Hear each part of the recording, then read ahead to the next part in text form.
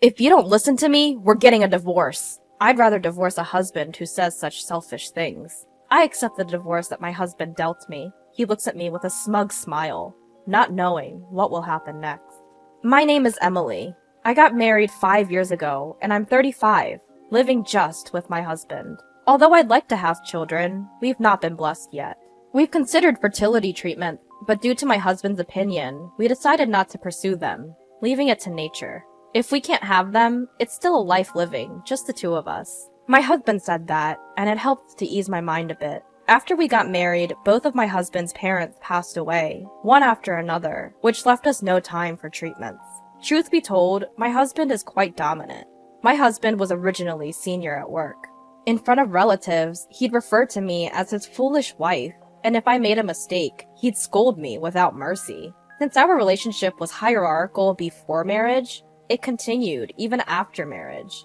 This may make my husband sound like a bad person. He has his gentle side too. When I was his subordinate, he gave me accurate advice and guidance when I made mistakes or when things didn't go well, and he'd express his appreciation for my hard work. More importantly, he was the one who encouraged me when my beloved grandfather passed away and I was feeling down. This led us to start dating and eventually got married. After getting married, I retired, and I'm now a full-time housewife. Hey Emily, I'm home. Welcome home. My husband usually gets home after 9 p.m. Being a manager, he has a lot of work and is almost always in overtime. You're late again today. You must be tired. I pick up the shirt and socks that my husband has taken off and talk to him. He just sits on the sofa and doesn't say a word. It's always like this. He must be really tired. I start preparing dinner for him, and when I finish serving him, he begins to eat without a word. After he finishes eating, in about 10 minutes, he heads to the bathroom. I prepare a bath towel and underwear for him and start cleaning up after dinner, and when he comes out of the bath, he goes straight to the bedroom. My husband has always been a man of few words, but I wonder if the recent promotion has been building up his fatigue. For the past year or so, there's been very little conversation between us. But even so, I trust and love my husband, because he was the one who was with me when I had the hardest time. I lost my father in middle school and my mother in my freshman year of high school. Afterwards, I was taken in by my grandfather and raised by him. My grandfather, who treated me like his own daughter and loved me dearly. I adored my warm and kind grandfather. I wanted to give back to my grandfather when I started working. With that thought, I saved money after getting a job, took my grandfather on trips, and shared delicious meals with him. The time I spent with my grandfather was enjoyable, and I wished for him to stay healthy and energetic forever. However, 3 years after I started working, my grandfather passed away from lung cancer. I was literally left all alone. I knew I would have to part with my grandfather someday, but I didn't expect it to come so soon. Wished I could have done more for my grandfather. We could have spent more time together. I was so sad, spending every night crying. The person who noticed my change was my then boss, my husband. My husband genuinely listened to me, saying, "You've been through a lot.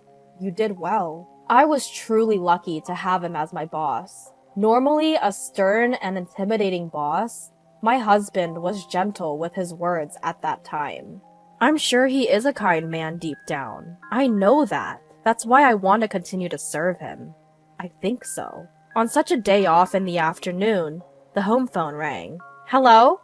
Oh, Emily, it's me. The caller was my husband's younger brother. Oh, long time no see. What's up? I need to speak to my brother. Is he around? Sure, hold on a sec. I called out to my husband, who was lounging in the living room. You have a phone call? As expected, there was no response. Without a word, my husband took the phone. Hello? Hey, how are you? What's up? His face, which had been soured just a moment ago, immediately turned into a smile when he picked up his brother's call. My brother-in-law, who was 15 years younger than my husband. Perhaps because of the age gap, my husband dotes on him a lot. I hear that he is living a blissful life with his beautiful wife he got 2 years ago. But I wonder what's up. Ah, is that so? So, are you okay? The tone of my husband's voice completely changed to a serious one. I wonder what's going on. Well, if you're ever in trouble, just tell me, okay? I'm your big brother after all. With that, my husband hung up the phone. What happened? Is something wrong? My brother, he seems to have been laid off. What? Laid off? I was surprised. I never expected something like this to happen.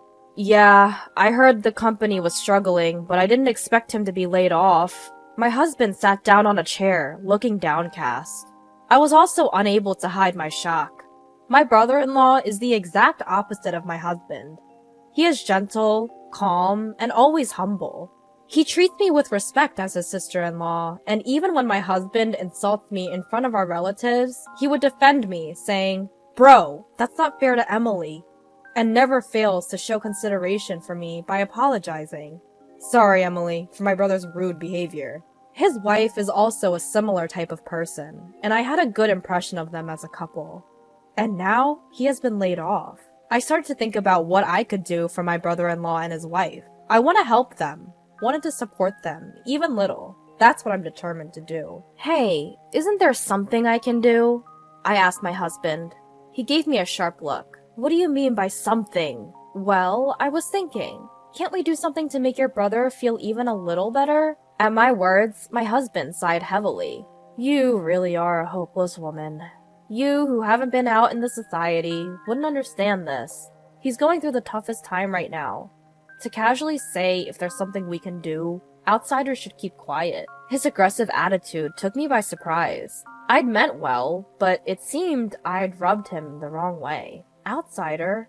Aren't I a part of the family too? I asked my husband, almost pleadingly. Family? You're my wife, not my brother's. Unrelated. Outsider. His words struck me like a knife to the heart. I'd never seen my husband this aggressive before.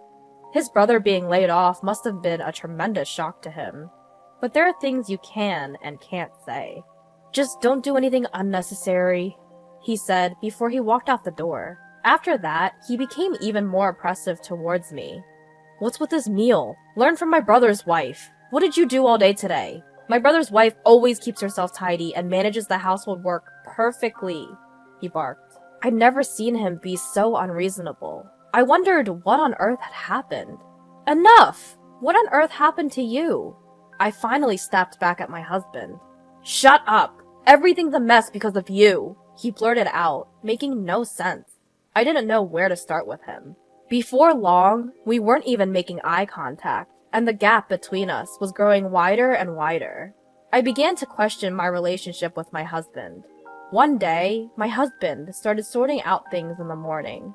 Like a thorough cleaning, he was sorting necessary and unnecessary items, steadily increasing the number of garbage bags. I wondered what he was up to. But our relationship had grown cold lately. I didn't have the energy to speak to him, so I didn't intervene in his. But unusually, he spoke to me. Hey, what are you doing? You should start packing too. Huh? Packing for what? We're moving out. I'm giving this house to my brother and his wife. What? What are you talking about? I found out that he intended to give the house where we were living to my unemployed and struggling brother-in-law and his wife. Wait a minute. Why are you doing this all of a sudden? Shut up! Don't defy me! My husband shouted at me loudly, but I didn't back down. You said you wanted to do something for your brother, didn't you? That's a completely different issue. What are we supposed to do if we hand over the house? Where are we going to live? We'll figure that out later. My brother's in trouble right now, and as his elder brother, I need to help him. My husband was moving the conversation along entirely on his own. To begin with, my brother-in-law was not the kind of person to kick us out and move into someone else's house brazenly. Despite this, why? As I gave my husband a suspicious look, he handed me something. If all you're going to do is talk back, you're of no use to me anymore. We're getting a divorce. Get out of here, right now. He threw at me the divorce papers already filled out. I couldn't believe he was proposing divorce.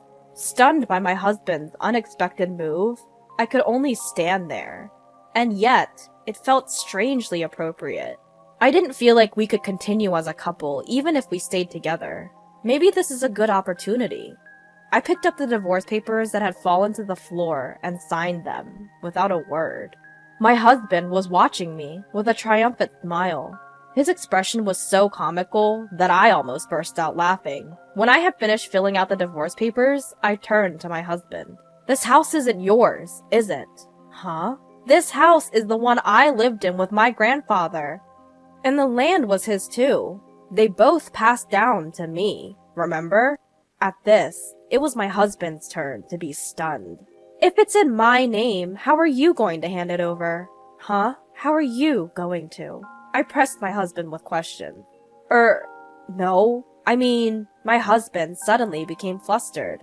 Did you forget? You moved into my house before we got married because you thought it was a waste to pay rent. I've been paying the property taxes on the house and land every year because they're in my name, and you haven't given me a penny. Well, it doesn't matter anymore. Once these papers are filed, our divorce will be finalized, and we'll be strangers. Wait a minute. Let's calm down. Calm down? That's my line. You're handing out divorce papers like it's nothing. How selfish can you be? It's unbelievable. I unloaded all my pent-up frustrations on my husband. I loved my husband, and I thought he loved me too. But maybe that was just my misunderstanding. I never expected the end of our marriage to come so quickly. Emily, wait. This is a misunderstanding. Let's have a talk. Talk about what? You were the one who brought up divorce first, weren't you? I've had enough of you. Saying this, I carefully put away the filled-out divorce papers. It's a holiday today, and I'll submit them first, tomorrow morning. My husband lay on the floor in a daze. No, this can't be, he muttered. I said coldly, without any sympathy, This is my house. Please leave immediately. Once the papers are filed, we'll be strangers.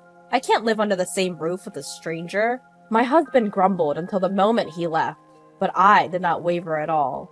After all, he's a stranger now. There's no need to show any mercy. Even when my husband cried and clung to me, I didn't feel anything. And then my husband left the house as if resigned to his fate. News of my divorce from my husband spread quickly at his company. He was immediately looked down upon at work, I heard. Rumors about the reasons for our divorce and my husband's behavior throughout our married life spread in great detail. It seemed my husband had entirely lost his place at his company. I really wonder who started and propagated these rumors. All I did was answer the questions his colleagues and subordinates asked me, and nothing more. Then, about 6 months after our divorce, I ran into a person I'd rather not see when I was returning from the real estate agency. It was my husband. Well, since we're divorced, he's my ex-husband now. It seemed like he had been lying in wait for me to come out of the agency. The whole situation was quite unsettling. Even when I tried to ignore him, he continued to follow me persistently. Finally, out of patience, I reluctantly agreed to talk with him. Enough! If you have something to say, just say it quickly. Emily, I've always despised you, he declared. What? His sudden proclamation left me baffled. It turned out he had been blaming me for his brother's layoffs. Huh? Why would that be my fault? Ever since we got married, bad things just kept happening, he insisted. Indeed, after we got married, unfortunate events, like his parents passing away and him getting injured, occurred. But his father was already hospitalized before we got married, and his mother was always frail. His injury was a result of his own drunken clumsiness. He tripped over a curb and broke his wrist. Still, in his mind, it seemed like I was the person responsible for all the misfortune. So you think I was the cause of all the misfortune, and that's why you hated me? I always thought you were just a bit awkward, but you were simply despising me, huh? I was thoroughly exasperated with him. He just kept blaming everyone else without taking any responsibility. There was no basis for his accusations. I couldn't believe someone like him managed to be a supervisor at his company. I began to worry about his subordinates, fearing they might be unjustly criticized for no reason. When did this reliable superior turn into such a person? And I felt a bit pitiful for having been married to someone like him. But even after divorcing you, bad things have kept happening to me. What kind of bad things? At my question, he rolled up his sleeves. There were exposed, painful-looking burns from a fire. Actually, my apartment burned down 3 months ago. But that's not all. I lost my wallet, making mistakes at work. Plus, my brother's been acting cold to me and hasn't been in touch recently. So even after we split, his misfortunes continued. Well, that's to be expected. To be honest, hearing such stories doesn't make me feel sympathetic or sorry for him at all. After all, these are all consequences of his own actions, and I have nothing to do with them. Please, Emily, come back to me. I can't do it without you, okay? We've been a couple for so long. Didn't I take care of various things when you were still a working woman? And didn't I help you so much when your grandfather passed away? Didn't I? Looking at this man in front of me, trying to guilt trip me. I felt a chill run down my spine. All your misfortunes are from your actions that took. Maybe you should take a good look at yourself and do something about your bad habit of blaming others for everything. With that, I walked away from him. Emily! Wait up! Emily!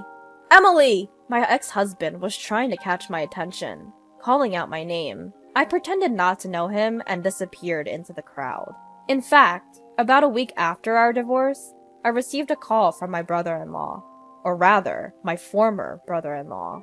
Emily, well, you're not my sister-in-law anymore, aren't you?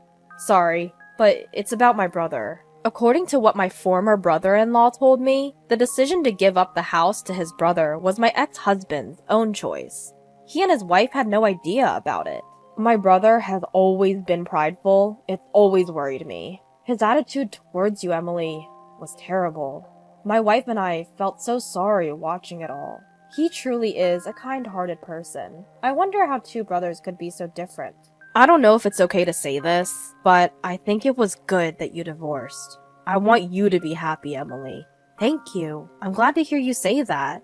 Then he told me he found a job quite soon and that he was somehow making ends meet. I'm so glad for him.